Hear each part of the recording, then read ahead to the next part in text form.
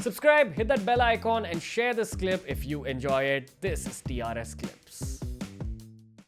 There's also a lot of alcohol and drugs speaking through me. A lot of pain kind of just kept inside me. This was before I took up ayahuasca or meditation or became peaceful in life. So there was a lot of pain inside me.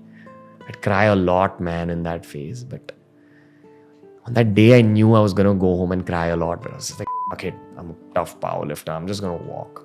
Again, no the Ranveer Show to tell you, hey man, if you're a guy, it's okay for you to cry. So I'm holding on to all that angst. I'm holding on to all that pain. I'm walking out of the railway station near my house. Again, just outside the railway station, near the entrance, I just felt extremely dizzy. Felt dizzy, and I also felt a very strange sense of deja vu. The word deja vu is familiar to a lot of people. I once read that deja vu are your memories from the future. Trippy statement, right? So let me explain what happened. So I felt this strange sense of deja vu and I felt my head spinning. And I went home and I cried and I went to sleep. I cried myself to sleep. I entered a really deep state of sleep where I felt like I was reliving that moment of me walking out of that railway station. And I felt Bapuji walking next to me. I felt his energy walking next to me. And I remember hearing a voice in my head going, you're doubting your path in life way too much. This is the path you were meant to walk on.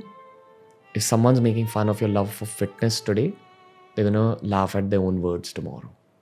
And that was the end of the dream. What the happened at BeerBiceps? We became the world's first India-specific fitness channel. We began our journey in fitness. Fitness is such a core part of my brand today. If I'd listened to that professor's insult and left that fitness journey, this wouldn't be possible. These cameras. The first camera we ever bought with BeerBiceps money was the money I earned by being a fitness trainer, by using those same skills that came out of my love for fitness. If your heart is truly beating on a particular path, you need to know that your life has placed you there with a sense of providence. Life has provided the providence for you. You need to ask yourself, where am I the happiest? Who are the people I'm the happiest around? What are the activities that I do that can make me the happiest? That's the path you've got to follow. I enjoy the out of podcasts. I love podcasts. I love creating content like this. I love creating content that is this rich. It's the greatest joy of my life. Not the money, not the fame, not the attention, not the power, not the startups. The joy of creating content this deep. Whether it's watched or not, I know I've done my job. I know I've done my research. I know I've spoken to some of the world's smartest people, taken out the knowledge and put it out for the world. I've done my duty. But it began with a sense of providence. I remember waking up after that dream with a sense of, okay, Bapuji energy is back in my life. Providence is now a thing for me. I didn't know the meaning of the word providence till like yesterday when we recorded with Luke. But I felt the emotion of what providence stands for. I felt taken care of. I went to the gym. I worked out. I felt joyous. I came out. I continued my journey. Exactly a year after this incident, I was prepping myself to work in a startup, which eventually led to the formation of BeerBiceps. Your life, if you are vibing with your work, is leading you to where you're meant to be, man. It's leading you to where you're meant to be. Do not doubt the providence in your life as long as you are working hard and you're being 100% honest with your work. Zakir Khan, my dear big brother in the world of media, told me this thing that always stayed with me. I remember I was going through a phase of self-doubt and I called him maybe a couple of years ago, 1.5 years back. I think it was during the lockdown, I can't remember. But I had this conversation with him. I said that, bro, I'm just feeling a strong sense of self-doubt.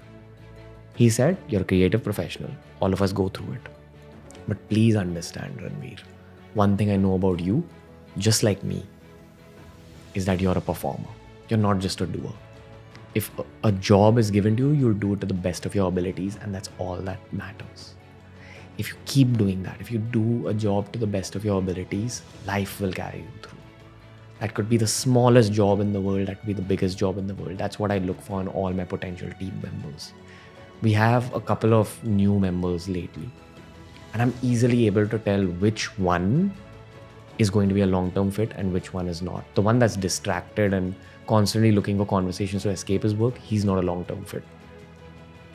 The one who'll hold these colorful lights in his hand outside a shoot setup just to give that shoot light, he's sitting behind the camera, that dude's a long-term fit. Because he does the job of holding the light with the same intensity that he'll do a job of creating an Instagram reel with, a detailed video edit with. Irrespective of the job you're given, you have to give it your 500%. Irrespective of the job you've given, you have to give it your 500%. Your 500% every time. That's when providence really comes into play. This is one of the stories where I felt a presence of God in my dreams. There are other stories. I've spoken about it in other solo podcasts. Dreams play a big role in my life even today. They guide me. What plays an even bigger role is meditation. Long-term meditation makes you more sensitive towards prayer. I feel like your prayers work way stronger when you perform them after you've meditated, because they say that God visits the minds that are the calmest. God loves a calm temple.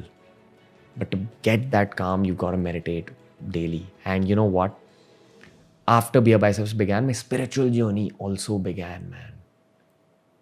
I'm not going to speak about it in this podcast. That's a whole other podcast. Getting into the world of Reiki, getting into the world of transcendental meditation, studying Osho, studying Isha Foundation, studying YSS, settling at YSS for a particular reason. That's a whole other story. That's the kind of technical skill set required to get more providence in your life. But there's always a technical skill set and a soft skill set.